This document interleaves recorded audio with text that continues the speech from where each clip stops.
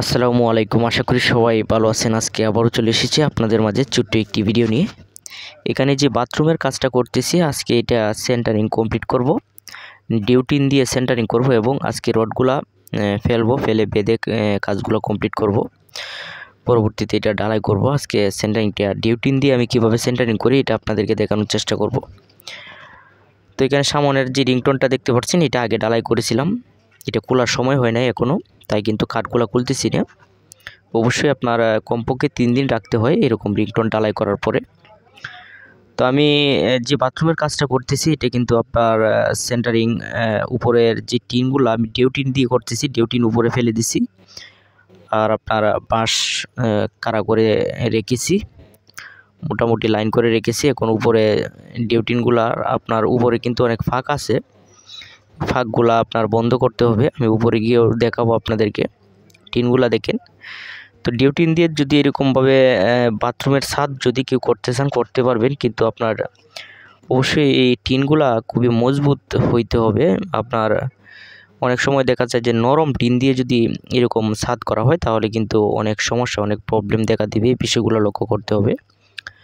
আর পাশে বাঁশগুলো আছে না, এই যে কুটিগুলো, এগুলো অবশ্যই লক্ষ্য করতে হবে। মাটি যদি লুজ থাকে নিচে ইট দিতে হবে প্রতিটা বাঁশের।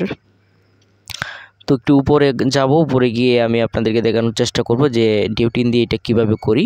এটা কিন্তু আপনার ডেউ থাকবে না, ডেউগুলো কিন্তু আমি সমান করে নিব এবং ফিটিং করেছি। এবং যে ফাঁক আছে, অনেকগুলো ফাঁক থাকে চতুর্দিকে সাইডে, কাঠগুলো যখন ফিটিং করা হয় এখানে কাগজ রেখেছি, কাগজ দিয়ে কিন্তু এগুলো আমি ফাঁকগুলো বন্ধ করে নিই, নিয়ে তারপরে আমি এগুলো অ্যাকুরেট করব। কারণ ফাঁক যদি থাকে সাইডে তাহলে অনেক সময় সিমেন্টের যে পানি আছে এগুলো বের হয়ে যায়। আমি ফাঁকগুলো বন্ধ করে নিয়েছি। তো এই ডেউগুলো আমি সমান করে নিব আপনার বালি দিয়ে এই ডেউগুলা সমান করে তারপরে এটার উপরে রড ফেলে দিব।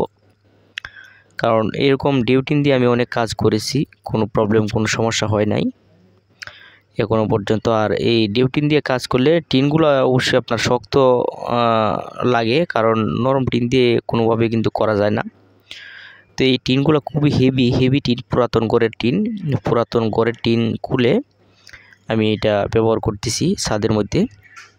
বালি দিয়ে এটা সমান করে নিয়েছি। এখন এটার উপরে কাগজ বিছিয়ে নিব, কাগজ বিছিয়ে এটার উপরে আমি রড ফেলে দিব, রড ফেলে বেঁধে রেখে দেব। পরবর্তীতে আগামীকালকে এটা ঢালাই করব, আজকে এটা বেঁধে রাখবো। এখানে বালি ফেলে এটা কিন্তু সমান করে নিয়েছি দেখেন। তো এটা একটা সহজ পদ্ধতি। আপনার এই ডিউটিন যখন বাড়িতে থাকে তখন এই ডিউটিন দিয়ে কিন্তু কাজ করা যায়, কাঠ লাগানোর প্রয়োজন হয় না। কারণ কাঠ দিলে অনেকগুলো কাঠ লাগে, আর কাঠ বর্তমানে এখানে কাঠের ক্রাইসিস, যার কারণে এভাবে ডিউটিন দিয়ে কিন্তু দিয়ে দিছি অল্প খরচে, সহজ পদ্ধতিতে। তো এখানে কাগজ বিছিয়ে নিব, কাগজ বিছিয়ে আমি রডগুলো ফেলে দিব। সাথে থাকেন, দেখেন কাগজ বিছিয়ে আমি রডগুলো ফেলে দিয়েছি। 5 ইঞ্চি পরপর রড দিয়েছি, 3 সুতি রড, 10 মিলি রড যেটাকে বলে। এবং এই রডগুলা আপনার দিয়েছি, দেখতেই পাচ্ছেন কীভাবে একটি জালি দিয়ে দিয়েছি আর কি, এক জালি, কারণ ছোটোখাটো একটি ছাদ, এটা আপনার এক জালি দিয়ে কোনো করে রড দিয়ে দিয়েছি, কোনো প্রবলেম, কোনো সমস্যা হবে না। আর কালকে এটা ঢালাই করব। আশা করি আপনার সাথে থাকবেন। ভালো থাকুন, সুস্থ থাকুন। ধন্যবাদ সবাইকে। আজকে এই পর্যন্তই।